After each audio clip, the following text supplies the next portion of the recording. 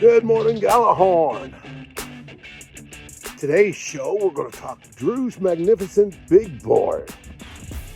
We're going to go over all the positions that he thinks the Vikings may actually have a shot at. But the biggest question of the day comes from Ted. Do we have to wear pants? I'm not wearing pants As long as you're recorded, shoulders up, I'm fine with. I don't give a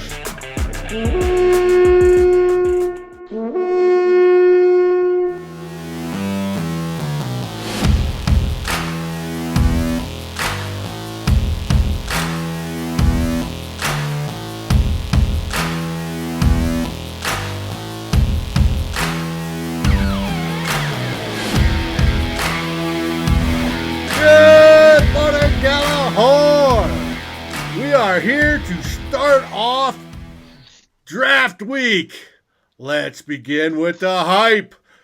Today, our featured partner on this episode will be Mr. Drew Bunting, who has spent months locked in his man cave, scouring film, hours and hours worth of analyzing potential picks and players for your Minnesota Vikings. Let's get this started. Drew, how you doing? Doing great.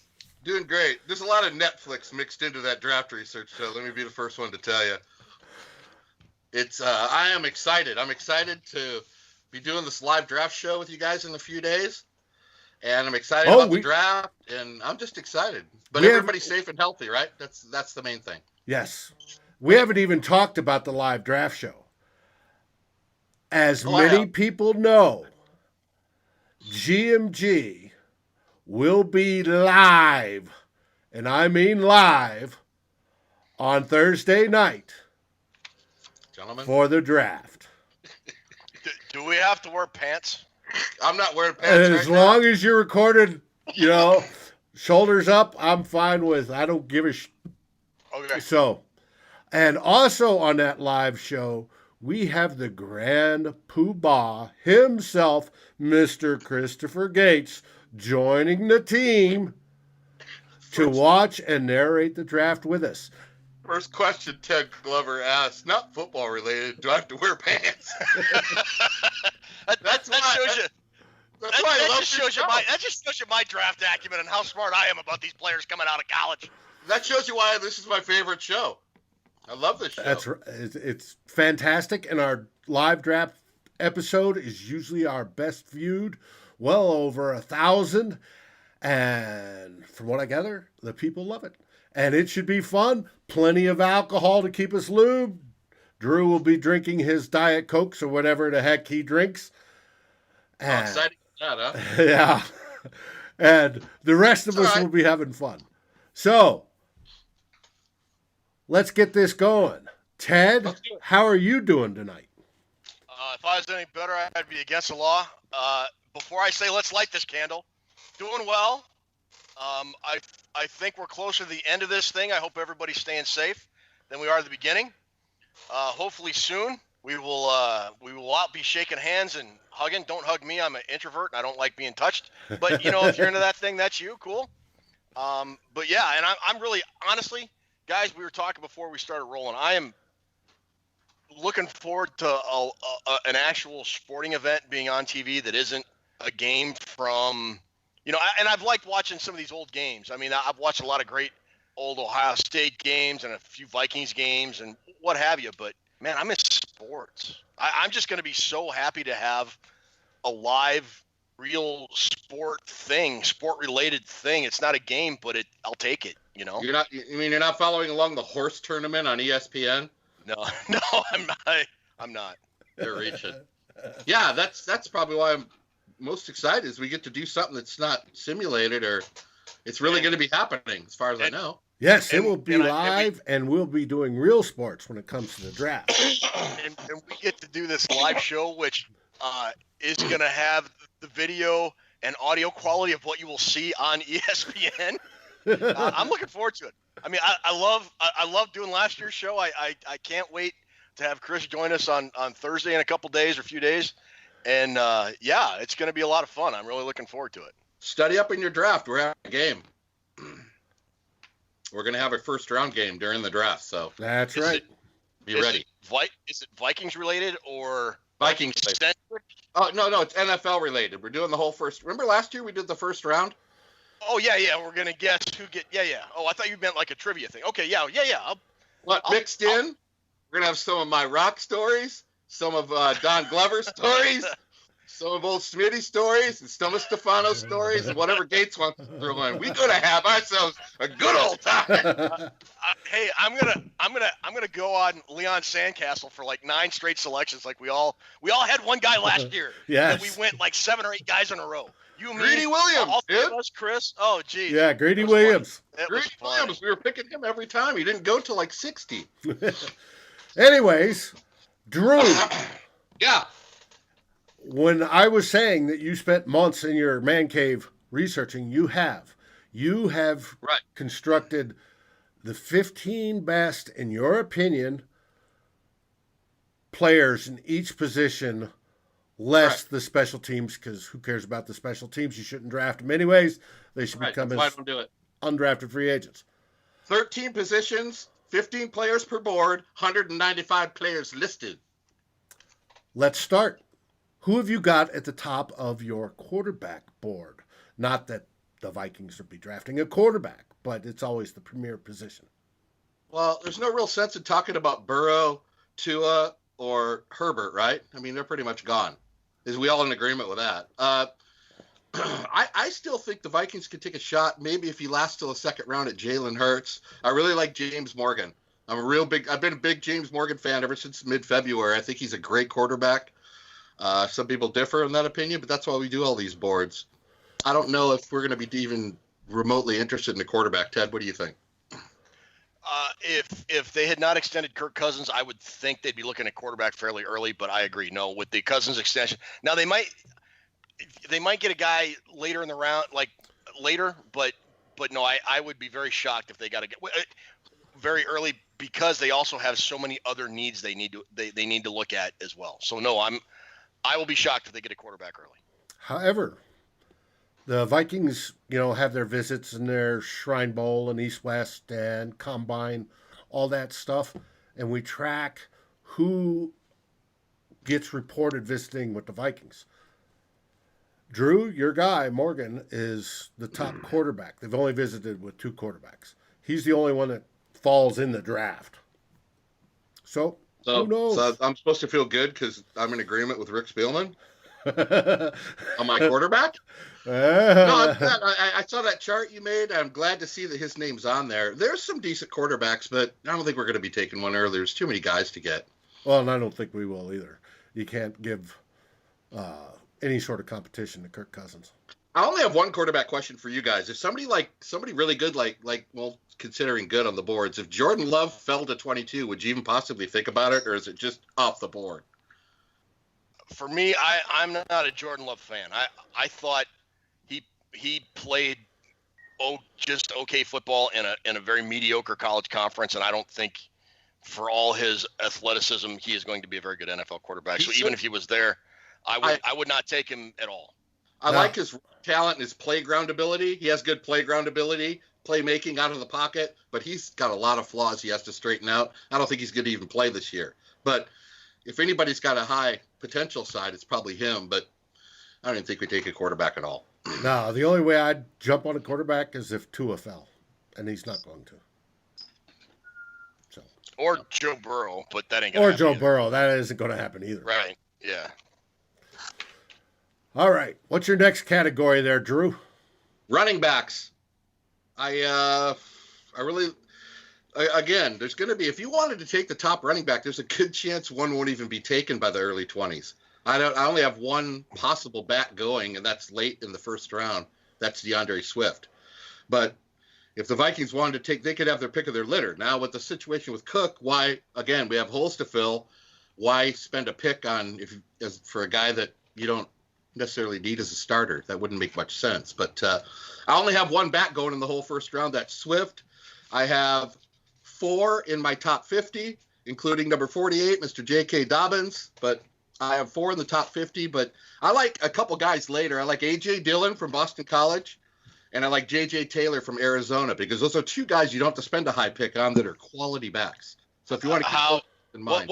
What round do you have those guys going in? 4th, 5th-ish? I have Dillon going in 5th to 6th, and I have Taylor going in the 7th.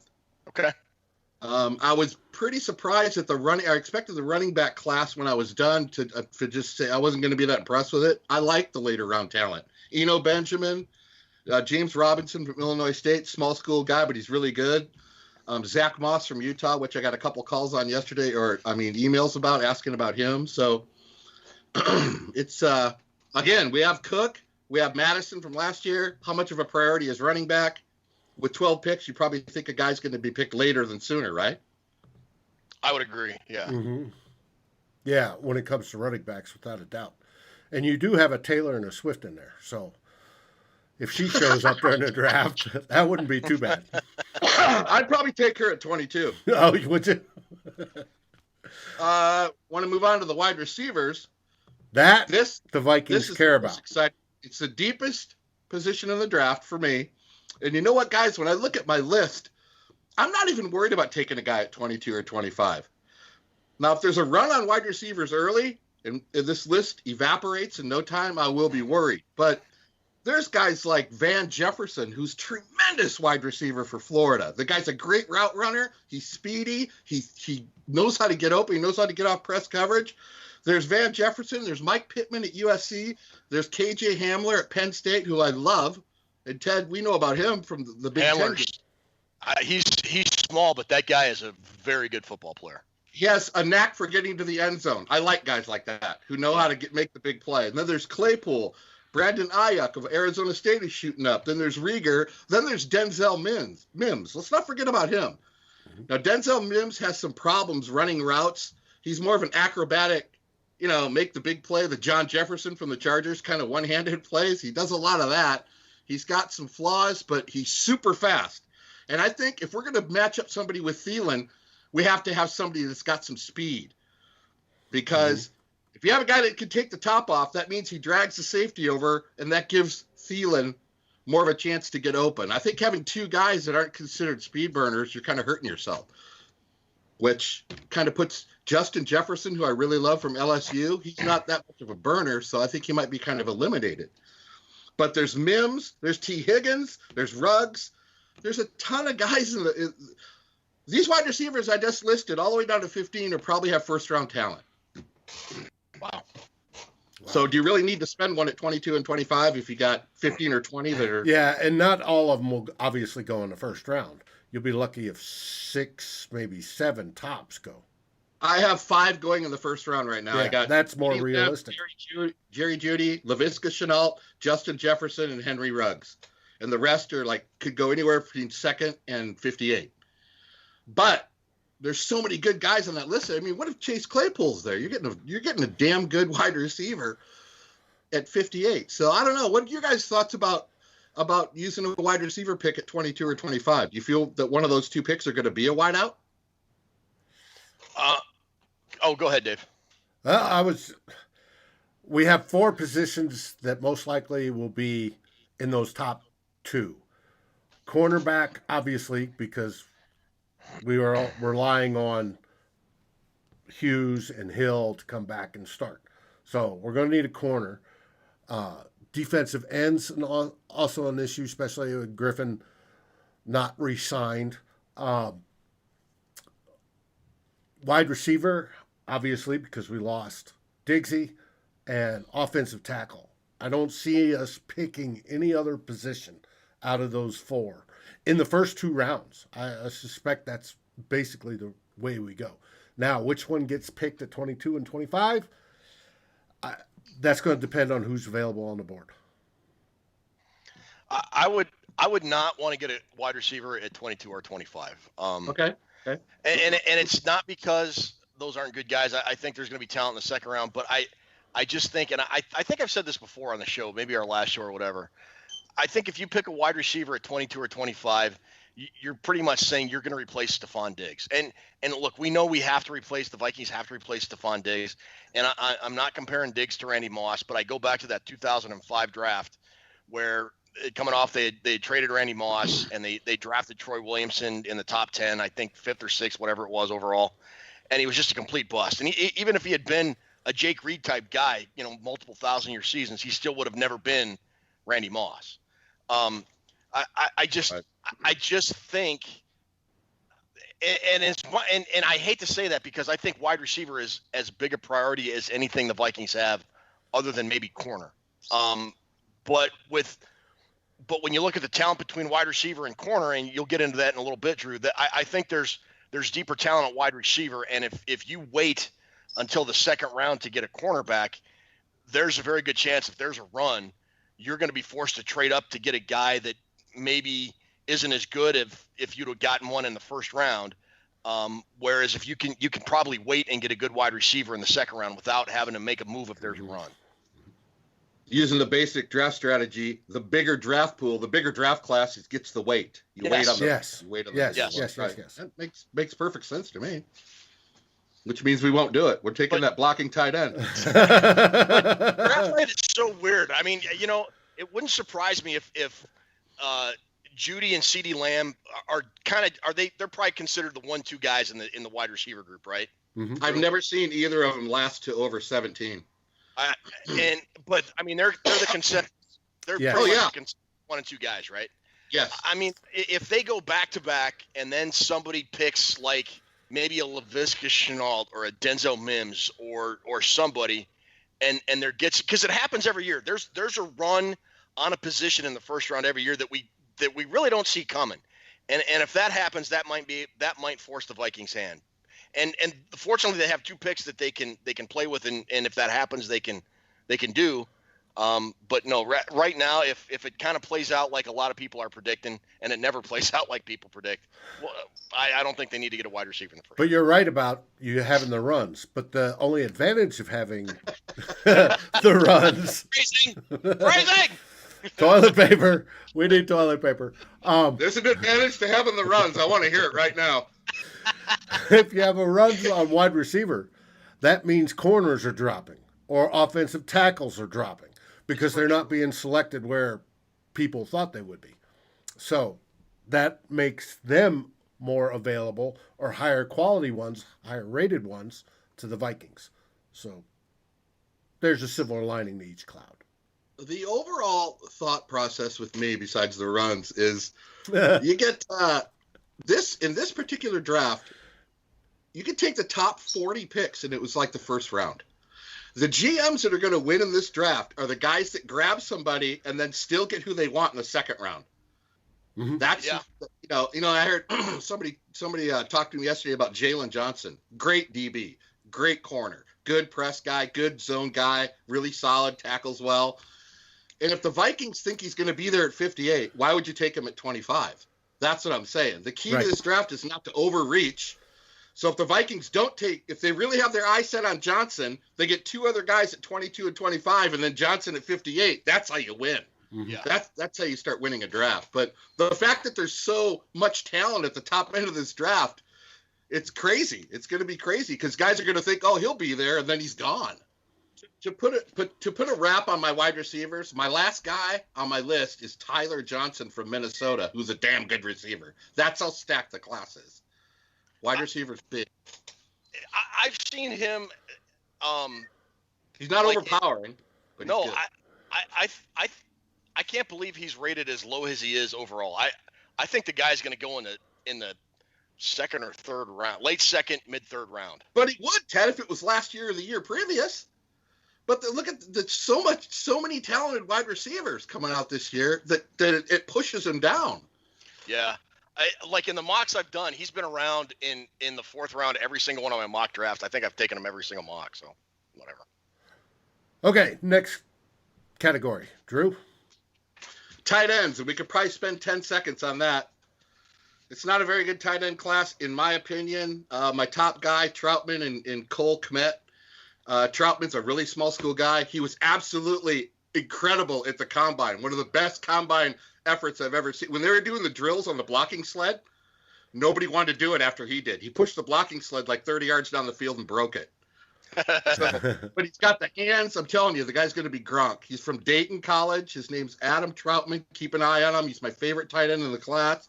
Everybody else has him ranked a little bit lower than I do, but this guy's going to be the shit. But I don't know. Were we taking a tight end this year? I would hope not. We've had Maybe Thaddeus zero. Moss. We've had zero reported visits with tight ends. It's the only position they have not visited with other than the specialists. I do have Thad Moss on there, number 6 on my list. On my tight end list, not my overall list, but I got him going between the 3rd and 4th round. I don't know if you want to spend. We got a lot of holes to fill. I don't see with the draft of Irv Smith in the 2nd round last year, and Rudy still being there. Why would we need a? Seems kind of pointless. Let's go with tackles.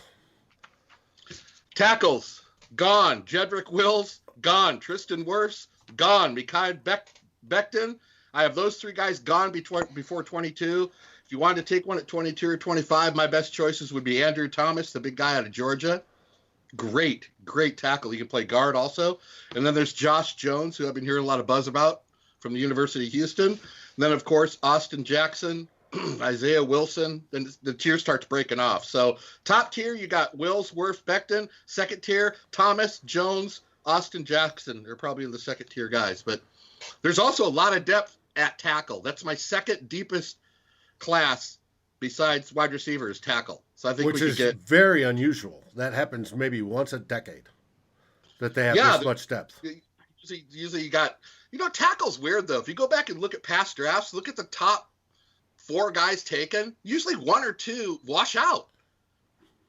It's usually the mid-round guys who are, it's a weird position altogether, but I don't know. I don't think we're taking a tackle at 22 or 25, but I sure as hell would like to see your guys get. I'm curious to see what you guys think about taking tackle, where we're going to take a tackle, because I think we are. I think they might. They're not going to cut Riley Reef. I don't believe. I do think they need an answer to Reef, and I know they've talked about that report hit about maybe kicking him inside the left guard, where they really need to address left guard and right guard now that they released Josh Klein as well. There's also some reports about drafting the tackle and putting the new guy in at left guard and have him sit there a season and then kick out to left once they get rid of Reef.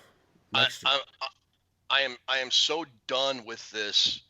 Draft a guy or take a guy and put him in a different position he's never played before, hasn't played since he was in college or whatever. I don't know. I mean, I would, if a guy like Wills or Wirfs or Becton fell, you'd be dumb not to take him. Yeah, sure. I've heard a lot of there's just as many guys that like Austin Jackson, don't like Austin Jackson. One guy I'm hearing is getting a lot of buzz is Ezra Cleveland, the dude out of Boise State. Yes, and he's been kind of mentioned to the Vikings more than once. So. If they look for a tackle, I mean, if they go like cornerback, wide receiver in the 1st round, do they go tackle in the 2nd round? They need to address the offensive line early, whether it's tackle or an interior lineman. I mean, you can. I think it's probably smarter to take a tackle early because those are a lot more valuable positions, and you need to find Riley Reef's eventual replacement. So I don't know. There are a lot of moving parts with this. I think this all, and it happens every year. I just think, guys, it just depends on how the board falls, to be honest with you. Mm-hmm. Well, speaking of interior line, what are you showing for guards? Because if they wait to the 2nd round for tackles, that's when we're starting to get into that top guards, are we not? I do have Ezra Cleveland as my number 10 on my list going in the 3rd round. That guy is a fantastic football player. He's really good. I would be happy if the Vikings took him, but if one of the top guys fell, you'd probably want to think about it. But I'm not a big Austin Jackson guy. I think he's a little soft. Sorry, dude. I don't mean anything by it, but it's going to probably be one of those addressed later get addressed in the draft. I don't know, but I'm glad you brought up Cleveland though, because he's a really good football player. Well, and I mean, it worked out so well for the Vikings the last time they took a left tackle in the 1st round out of USC. At least the 1st year. Yeah. Yeah. You know what? I think we have 2 third-round picks also. So that might be a spot where Ezra Cleveland, he might be one of those spots. Yeah, true. Inside interior line is pretty weak, guys. It's pretty slim pickings. All right, go through your guys, and I got a question for you about 2 centers. Combine your guards and centers, and I got a question about 2 of them. Well, I divvy up my list. I know a lot of people just do interior offensive linemen. I know a lot of guys, like a couple of the draft researchers, because it's easier to make a list if you combine both.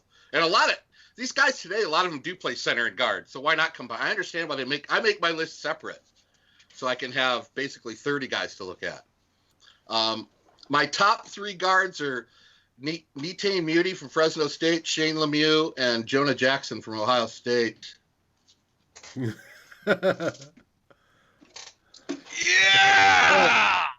And then there's Kindley, the big kid from Georgia, who I probably have too low at 4. He should probably be 2. He's really good. I probably should have made him number 2. And then there's Stenberg.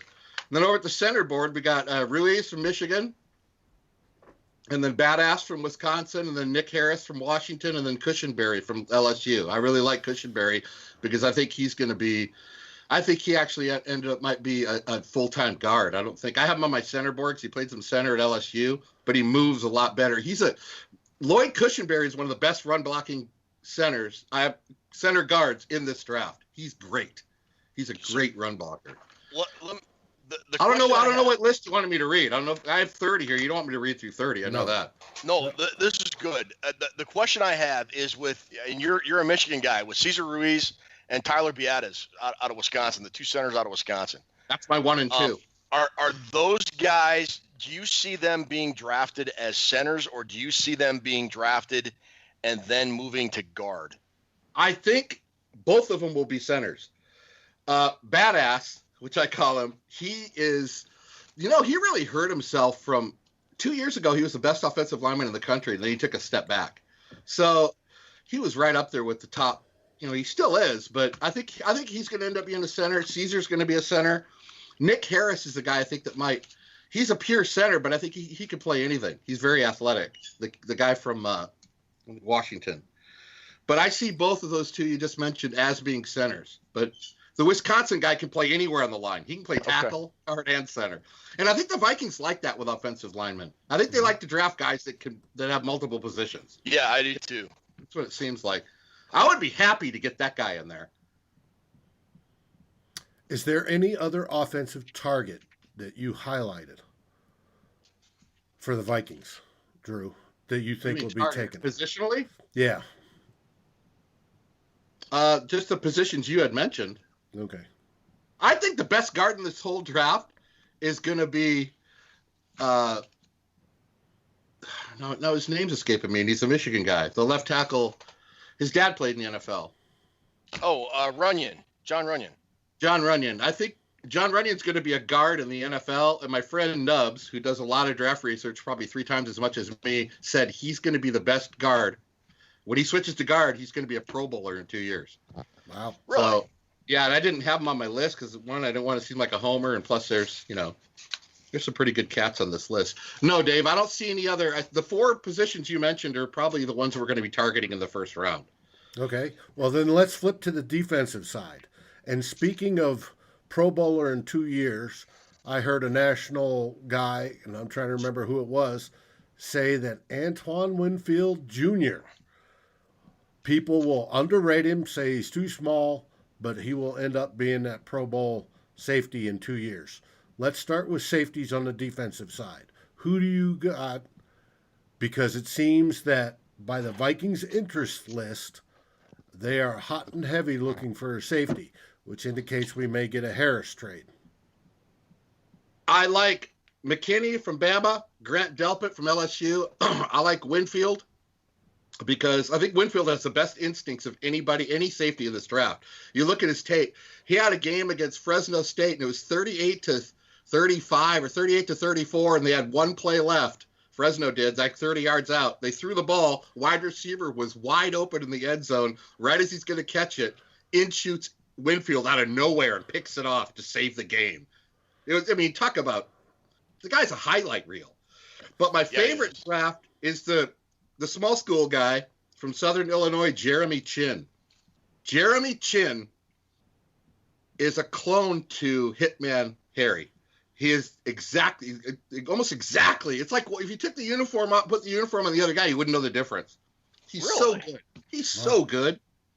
And Chin was the only guy, because I grade all the combine drills, A, B, C, vert, broad, 40-yard dash, bench press.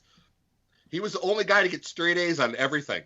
He's a man among boys. He shouldn't have been playing that in that division. I don't know why he chose that school. Maybe it was a preference thing, but he needed to be up with the big boys.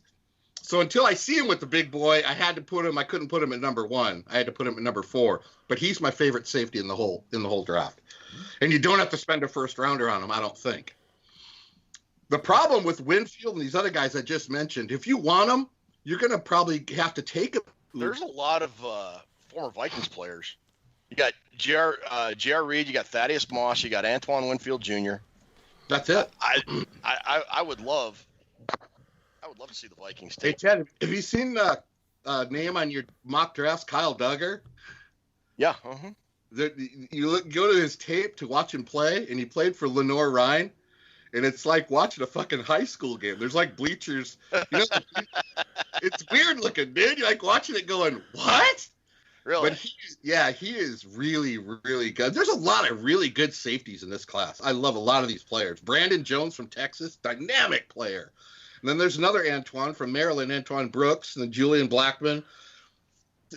We should be able to find a safety, but if you want one of these top guys, I mean, what do you guys think? Do you think they're going to make it to 58? I agree with Dave. I don't think McKinney, Winfield, Duggar, probably Chin either will make it to 58. Or Delpit. Delpit might, but that would be it. All those other guys will be gone, I think. And if they do take one of those guys early, I think Dave is right. They're going to move Anthony Harris. Mm-hmm. Now, if they do that, I'm hoping, and we hadn't talked about this, in the first round out of the 2 picks, I hope they trade down out of 1 and get that second rounder. And so hopefully, trade down to 32, pick up an additional second rounder so that you can target and grab one of those guys like Antoine Winfield before he goes off the board. That might be the smartest way to play it right there. Trade back a little bit, but keep yourself in range of getting one of those guys, and you're still picking up picks. That would be the smart way to play it. So got to have a dance partner, though. Yeah, you got to have a dance partner. See, I'm sure there'll be one. What do we get for Harris, though? What do you get for that guy? What's his pull? Here's the thing about trading down. I'd heard a third, but this close to the draft, who knows? I mean, I would think they're hoping for a second, but they should at least get a third, because otherwise it proves Spielman's an idiot, because if they would have let him walk, we'd get a third next year anyways. You can't choose your safety now before you draft. 0. That would be a step. That'd be a backward step, because teams would know you're trying to move him then. Right. Yeah. You wouldn't get it for him. Exactly. The thing about trading back that really excites the other 31 GMs either, unless somebody falls, and if that's the case, then if I'm the Vikings, maybe Jordan Love falls to 22, and the Vikings don't want a quarterback, and somebody's jonesing for a QB. I mean, that's really the only thing I see unfolding, and that would cause the Vikings to have a viable dance partner to trade back with. Well, it's always tricky with the safeties. Because you see a lot of them go early. Usually you see one go in the first round, and then they'll kind of fade away, and then 3/4 of the way through the second round, through the beginning of the third round, you'll see a few of them go. That's usually how it goes. I don't know how it's going to go this year, but these top 4 or 5 guys mentioned, I think can get on the field and play week 1. So if you're able to snag one of them, but without moving Harris, again, we have that topic come up all the time. Do you pass on a left tackle because you have a serviceable one now? Do you pass on a safety because you have 2 starters now? Are you really looking at 22 and 25 as starters? If you are, then you can't look at these guys. Well, you could say the same thing about our next category, which is corner. We have Hill and we have Hughes. And it came out this week, a report that Hughes is 100% healthy, ready to go for OTAs, even though OTAs are canceled. Corner, obviously a need. Who have you got on the board? Who do you think the Vikings? A guy that's shooting up my board is I had number 6, Jeff Gladney, but he is going nuts on draft boards across America. He is. I don't know what's going on with that guy, but he is shot up. I have him as a second rounder, but he's got going from anywhere from 18 to 30 now. I have Okuda, who's nobody's going to touch. He's going to go top 5 to, I don't know, wherever he's going to go. It's going to be top 5. He's the best corner in the draft. He won't be around. C.J. Henderson, you guys know how I feel about him. Hey, Drew, what school did Jeffrey Okuda go to? You know what? That's kind of blacked out on my sheet. I can't make it out. It says some team from Ohio. Okay, all right. No, you know what? I must say, when I watched his tape, I was like, "Holy shit, this guy's good." I mean, he might end up being the best player in this whole draft, dude. His partner in crime, Damon Arnett, on the other side of the field, isn't bad himself. I think he's going to be like a second or third. Well, probably not second. I would bet third or fourth rounder is when Arnett goes. I have Arnett as a second to third rounder. Okay. And my number 9 corner. After I was looking at Arnett, I watched some footage on him and Okuda, and I'm thinking, how the fuck did Michigan even get any passing yardage? Oh, they are. They're both really good. Really good. There's Henderson. I got Okuda, Henderson, Fulton as my top tier, and then it kind of tails off a little bit. Igbawinige, Gladney, A.J. Terrell from Clemson, and Trayvon Diggs. Diggs I actually have as 4, but we're not drafting Diggs probably. But who do you think will fall to the 22 or 25 position? We need a couple corners, guys, in this draft, and I'm not saying one good one and some guy from Bologna State. We need a couple. I mean, it's a pretty good class. There's a lot of good speed in this class, at least. Okuda will be gone. I think we all agree with that. Right. Drew, do you see C.J. Henderson being around at 22? I have a 10% overall chance that he's going to be there at 22. Just for the sake of Dallas lost their main guy to Miami, Byron Jones, I think his name is, whatever that corner they had, who Miami picked up in free agency. So they lost him. The Raiders have the worst defense in football. I could see them taking him. Jacksonville's right behind the Raiders. They have the 26th ranked defense. I don't think you can slip by that many teams. Here's a question. We've talked about trading down. Let's say for whatever reason, Jeffrey Okuda, the first 10 teams have picked and Okuda hasn't been selected, and he's sitting there at 11. I'd probably trade up if he felt 8 or 6. So you trade into the top 10 for a guy like Okuda? He's that good. He would take both first-round draft choices to do that. It would, and then some. That's kind of costly to take on a corner, especially if you can get one at 22 that's going to be serviceable. But Okuda just does the extra things. He does the extra things that make it where nobody eventually don't want to throw to his side of the field. That's a shutdown guy, day one, I think. He's you know what's weird about Okuda? He looks like he's not even trying, and he's good. He's like effortless out there. He's really good. And he's got good size. He runs receivers right out of their routes, right out of the fucking play. He'll run them into the sidelines. He doesn't give a shit. I know. I think he's the complete. He and Henderson are complete corners. And when you get to Fulton and these other guys, they're not really considered high grade tacklers. So I think Gladney. I got a strange feeling Gladney might be one of the 22 or 25 if we don't trade. Yeah. I'm kind of thinking that as well. That's who I think they're going to get. Hey, so who do you like for linebacker? Are they going to pick a linebacker? I wish they would take Zach Bond, but I know Patriots probably got an H on for him. They would have, again, like running backs. I think I only have one linebacker going before 22, and that's Murray out of Oklahoma. Dynamic, really a great player. But there's the guy, Zach Bond from Wisconsin, who got 12.5 sacks off the edge last year. He can play linebacker. He can play like a rover 3-4 outside linebacker. He can put his hand in the dirt. In the later rounds, and they'll use him for special teams and depth. I would normally agree, Dave, but with Dom Capers on staff, I really think the Vikings might be looking at a linebacker, like to be an edge guy, and do some 3-4 stuff. There's a reason Mike Zimmer brought in a 3-4 guy. There is, and I would be shocked if the Vikings. I don't think they're going to go away from their double A gap set that Zimmer's run forever, or variations of that. But I think he's going to throw some 3-4 wrinkles in, and I don't be surprised if he takes a linebacker in the maybe 3rd or 4th round, like a guy that I think would be good, an outside edge rush linebacker, Akeem Davis Gaither, Appalachian State. See, I have him as number 4 overall. Oh, do you really? And he could easily be right up there with Patrick Queen at number 2. He's a great linebacker. He's one of those, they call him, for lack of a better, without sounding like a weird word, he's like a sticky linebacker, dude. When he gets on people, the ball carriers can't get rid of him. He's a great football player. I would be happy with Gaither.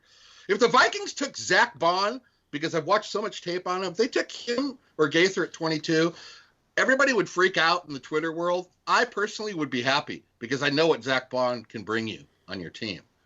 So I wouldn't be opposed to a linebacker at 20. It just doesn't get talked about because there's so many other positions, it seems like. But Gaither, there's a guy named Casey Toohill that played for Stanford last year. Keep an eye on that guy. Casey Toohill. Easy name to remember. He is going to be a really good – and there's a guy named Bryce Huff who played for Memphis. Didn't have that good a competition. But Bryce Huff and Toohill are 2 really good linebackers. There's a lot of – I split up my linebackers also. I do inside and outside. So I have a list of 30. A lot of these draft sites just do linebackers. And they'll put all the inside and the outside guys together. Mine are split up. Well, how about Malik Harrison for an inside linebacker if you can get him later? Yeah, I'd like it. And the thing about Malik Harrison, he was primarily an inside guy, but he played a lot of outside stuff too. They kind of moved him in multiple spots on the line on the second level. He's very versatile, and what I like about Malik Harrison, he gets off blocks. I don't like linebackers who get stuck on blockers and they get washed out of the play. Harrison has a way of shedding them and getting through them. And I do like that. Him and the Evan Weaver from Cal, tackling machine. I think he had 170 tackles last year. Okay. There is chances are we won't take one at 22 or 25, but any of the guys that you just mentioned, I would be okay with it. I mean, well, if we're going to a 3-4 instead of a 4-3, and we have a rushing linebacker, that's going to make our traditional edge rushers. Obviously, one of them becomes a linebacker type guy.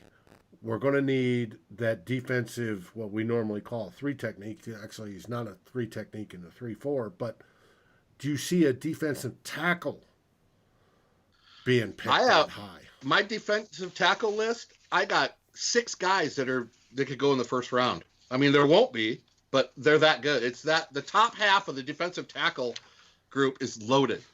Derek Brown, Kinlaw, Gallimore, Blacklock, Matabwike, all the way down to Marlon Davidson or Raekwon Davis, who's 7th on my list. Those are 7 guys that can go. That's 7 guys I think that almost have first-round talent. How good are they at generating pass pressures?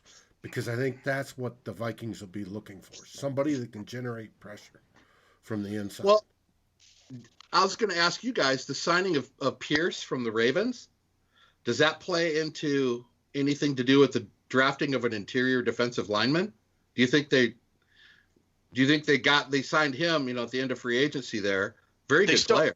Yeah, they still need a 3 technique guy though. I mean, if there's a 3 technique dude that falls, I don't.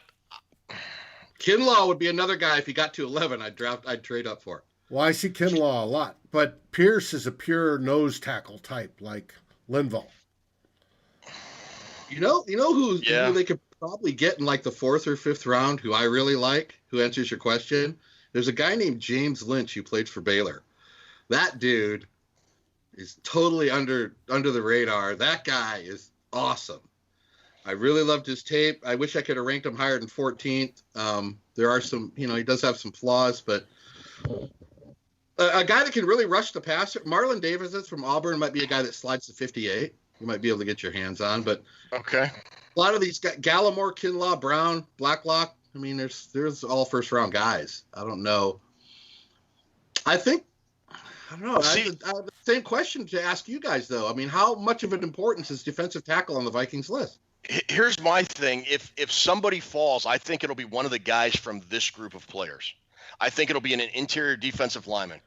And if that happens, good point. Don't be surprised if a guy like AJ Epineza, Epidural. I don't think Derek Brown will fall. Javon Kinlaw could. Brown will fall. Brown, no way Brown falls. No, I think Javon Kinlaw could fall. Epineza could. Epineza is a defensive end. But still, he's, I see what you're saying. Oh, yeah. The guy, the one I'm looking at has him as a defensive tackle, so my bad. Oh, really? Yeah, uh-huh. Oh. I thought he was a defensive end. Yeah, maybe he could, I don't know. So if the Vikings if they truly go like best player available, it would be because I think one of these guys falls, and then they think, well, all right, this guy fell, and we can get either a corner or a wideout or whatever at 25. I don't know. We'll see. Could totally see that happening because they're all so talented. I mean, yeah. I mean, whenever I look at my defensive tackle list, I look Raekwon Davis from Alabama. Mm-hmm. That guy's really good.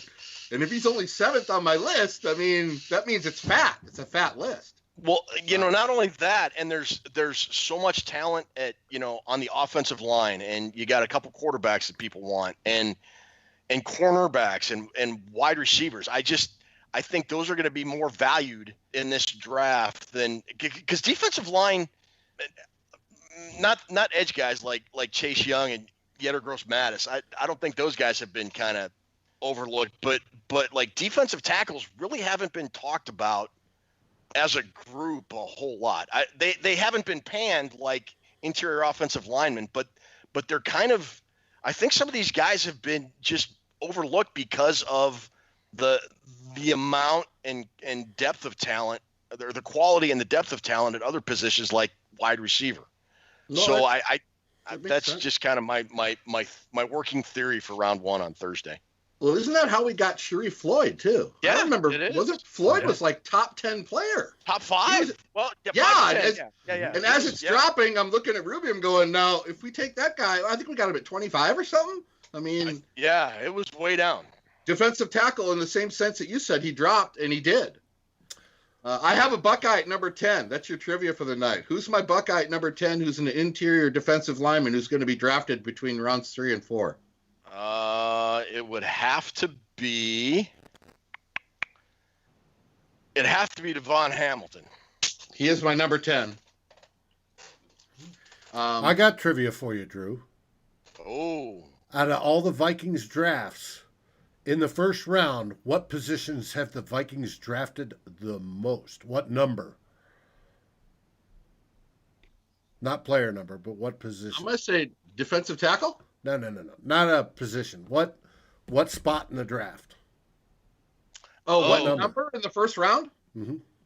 Throughout their history. 17. I'm going to throw it out there. They've always been middle of the road. Ted, you got a clue? I was going to say 19. So that'll be my. Ted's closer. Believe it or not, it's number 25. Really? Yep. The Vikings have drafted at number 25 more than any other team in their history since their history of the Vikings. 25. That's good knowledge. Dave threw out some good trivia knowledge there. But that moves us. When you mentioned Gross-Matos, that kind of made me think, all right, there's another topic we haven't touched on. Griffin's gone. Do we have the guy on the roster who's going to be the starting defensive end? Or is that a possibility at 22 or 25? It's a possibility. Yeah, I think it is. You got Fede Odenigbo. I would imagine he's going to go into camp as your penciled in as the starter. Yeah. But after that, you got. I mean, Weatherly's gone, so at a minimum, you got to get a guy. I would think mid-round for depth. And do you think Odenigbo is a guy that can handle a starter job. I mean, he looked good in a relief role as a rotational guy, but is he a guy that can lot different if you're out there playing every week, though. Yeah, exactly. I don't know. This isn't a very overly strong defensive end group in this class this year. At least that's how I don't see it as. It's weak, like the interior offensive line. Right. I mean, it seems like there's a few blue chippers. If you want to get a guy late, I would definitely be going after Curtis Weaver from Boise State. You know, Boise State has a lot of players on my boards, which is strange. What do you think about Khalid Kareem, that dude out of Notre Dame? I like him. Do you? I like him. I have him as 13 on my list, but between 4 and 5, I think I listed him too low though, because he's a really good football player, and he's like another guy that slips the tackles and good dip, good movement, and he's all over the field for Notre Dame. I like him.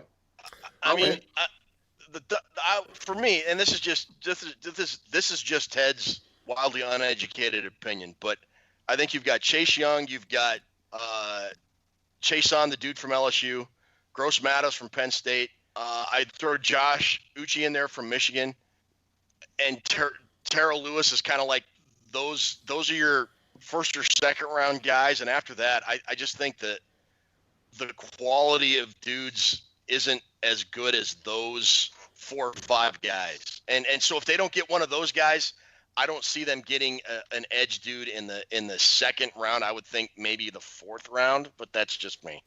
I 1,000% agree on that. I actually have 2 Notre Dame defensive ends. My number 5 guy is Aquara from Notre Dame.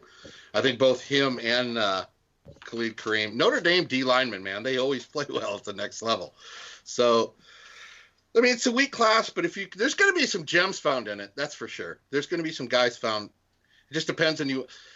Are we going to go 22 or 25? If they think Odenebo's the guy, then you're not going to draft a guy that high that's going to sit on the bench. No, I don't think so either. So I guess it comes down to that. Okay, we've covered both sides of the ball. Yeah. Who are the Vikings selecting at 22? Ted? Fullback. Fullback. Blocking tight end. With Kirk Cousins' interview, I'm pretty sure they're going blocking tight end and fullback. I already know Ted's answer. I know Ted's answer before I'm reading his mind right now, baby. I think they're going to go cornerback, and I think the guy that's going to be available and Drew, you've mentioned it, I think it's going to be Jeff Gladney.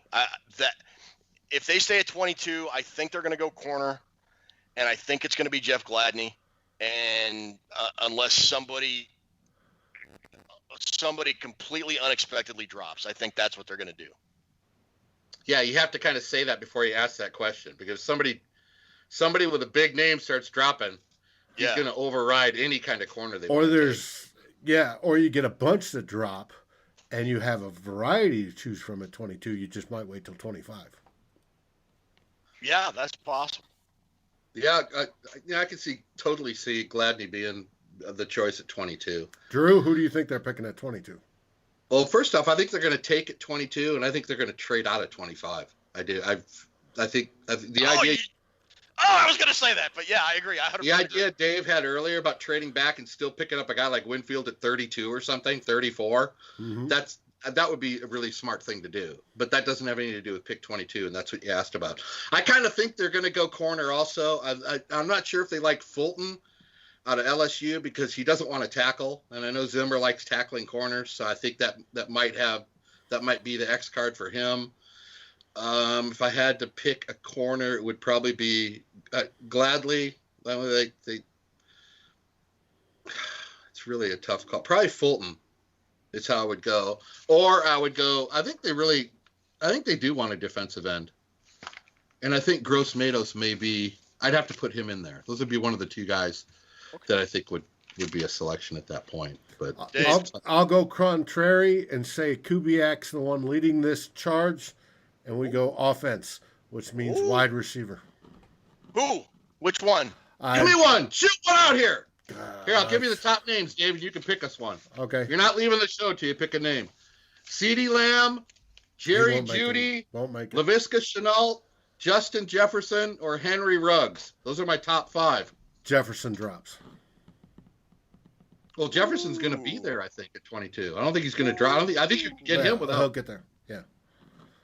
That's a really good. That would be very interesting. He's got good hands. Pick. That's a good out of the box pick there. Well, we got to do something for the show. And as the guys freeze up again because internet issues in Denver. About Justin Jefferson. This is what's cool about Justin Jefferson, real quick. Justin Jefferson is one of the most poised guy running a route you'll ever see. The guy never panics about anything. And he's got good hands. I like the receivers. Whoever panics ends up like Troy Williamson, bobbling all that shit. Justin Jefferson is no stress. And I think a lot of that has to come with Burrow, playing with Burrow. Could be. He is a very, very good receiver, and I would be happy with Dave's pick. Going to be live on Thursday night. Last words, Drew. Get those stories ready, Ted. All right. Get those stories ready. I want to hear Stock the beer. Most beer will deliver, by the way. I want to throw it out there. The stories have no rules either. I don't want to. There's no rules. There's no. Remind me. I put this one on Twitter earlier this week. Remind me to tell you my Bermuda Triangle story. Well, that should be a good one. And Drew has one of mine he wants to tell. I want. And I got one about Jesus. Which one is that about you? You said save it for the draft show.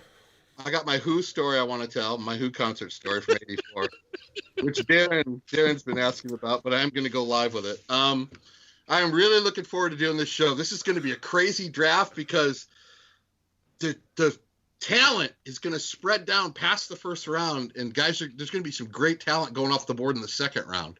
It's going to be a great first round, guys. And it will be fun here with us and Christopher Gates. Who's going to be on the show? Give me some names. Well, it's us and Christopher Gates that are going to be hosting. We hope to have a few guests pop in and out during the evening. We're firming that up. Some from the Climbing the Pocket Network and some from the group. One from way up north in Yellowknife, Canada, hopefully. Well, it's always good that, if you don't have a guy from Yellowknife, Canada on your show, you're really lacking. Hey. We're going to be far more entertaining than the ESPN Zoom feed. Absolutely. I really loved you guys' takes on the draft tonight. You guys have a lot of great ideas. It's really cool to talk football with you guys. Last words, Drew. Fun to see what happens. My last word is I'm going to give a shout out to a corner who's ranked last on my corner board who the Vikings are going to take. And you're going to mark my words. You're going to play this tape back. His name is Amik Robertson. He plays for Louisiana Tech, and the guy is going to be a shutdown corner in the NFL. I love him. Cool. Amik Robertson. Ted. That name. Looking forward to Thursday.